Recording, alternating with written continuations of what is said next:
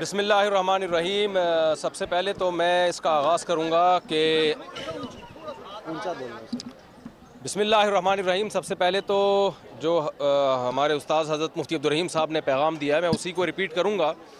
دیکھیں، انڈیا اور پاکستان کی عوام کا مسئلہ نہیں ہے۔ انڈیا میں ہندو ہیں، سکھ ہیں، عیسائی ہیں، مسلمز ہیں۔ پاکستان میں بھی ہندو بھی ہیں، سکھ بھی ہیں، میجورٹی مسلمانوں کی ہے، عیسائی بھی ہیں، یہ سب ایک جان ہے۔ ہم جب دوسرے ملکوں میں جاتے ہیں تو میں نے دیکھا ہے کہ ایک ہی پلیٹ میں بیٹھ کے کھا رہے ہوتے ہیں، پاکستانی بھی اور انڈین بھی۔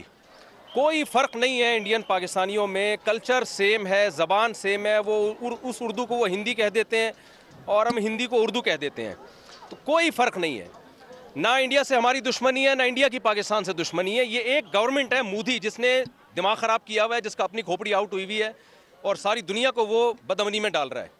تو انڈین کو بھی چاہیے، پاکستانیوں کو بھی چاہیے، ایک انسان کو قابو میں لائیں۔ آپ ایک کی کھوپڑی کو سیٹ کر دیں گے، پوری دنیا میں امن ہو جائے گا۔ اس کی کھوپڑی خراب ہو گئی ہے۔ پہلگام میں اس نے خود وہ کیا ہے جو کچھ کیا ہے۔ پہلگام میں جو کچھ ہوا ہے، بے گناہ لوگ مارے گئے ہیں، ہم اس کی بھرپور مذمت کرتے ہیں۔ اسلام تو میدان جنگ میں بوڑھوں اور بچوں کو قتل کرنے کی اجازت نہیں دیتا، وہ سیاحوں کو قتل کرنے کی کہاں سے اجازت دے گا؟ تو پاکستان کا اس پہلگام والے واقعے سے کوئی تعلق نہیں ہے اور اس واقعے کی ہم بھرپور مذمت کرتے ہیں۔ اور جو ظلم پہلگام میں لوگوں پر ہوا، انڈین پر ہوا، ہم اس میں انڈیا کے ساتھ ہیں، انڈیا والوں کے ساتھ ہیں۔ تو ایک آدمی کی کھوپڑی خراب ہوئی ہوئی ہے، سب کو مل کے اس کی کھوپڑی کو ٹھیک کرنے کی ضرورت ہے۔ جنگ کی دھمکیاں دے رہا ہے وہ، میں یوں کر دوں گا، میں یوں کر دوں گا، جھوٹا الزام ہمارے اوپر ڈال دیا، ثبوت بھی دیے۔ بھائی اگر آپ کا خیال ہے کہ پاکستان نے یہ کام کیا ہے تو آپ ایک تیسرے ملک کو ثالث بنائیں۔ جب بھی دو میں جھگڑا ہوتا ہے، تیسرا ثالثی کا کردار ادا کرتا ہے۔ پاکستان ثبوت پیش کرنے کے لیے تیار ہے۔ تو پہلا تو میں یہ پیغام دوں گا کہ مسئلہ انڈیا پاکستان کا یا وہاں کی عوام کا نہیں ہے، مسئلہ ایک مودی حکومت کا ہے جس کا دماغ خراب ہو گیا ہے۔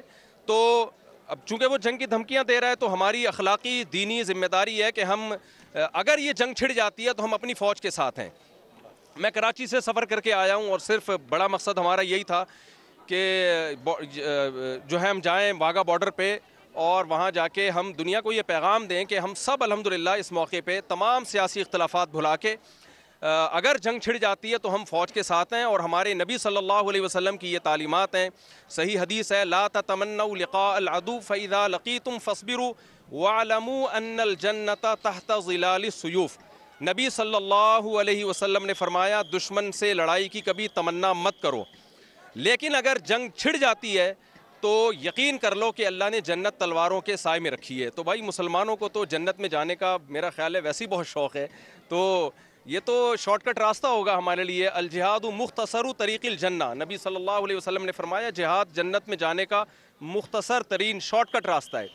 تو ہم جنگ کی تمنا نہیں رکھتے، لیکن اگر مودی کو شوق ہے لڑنے کا تو آزما لے، تو انشاءاللہ ہم پورا ملک ہمارا فوج کے ساتھ ہے اور منہ توڑ جواب دیں گے انشاءاللہ۔ جزاک اللہ۔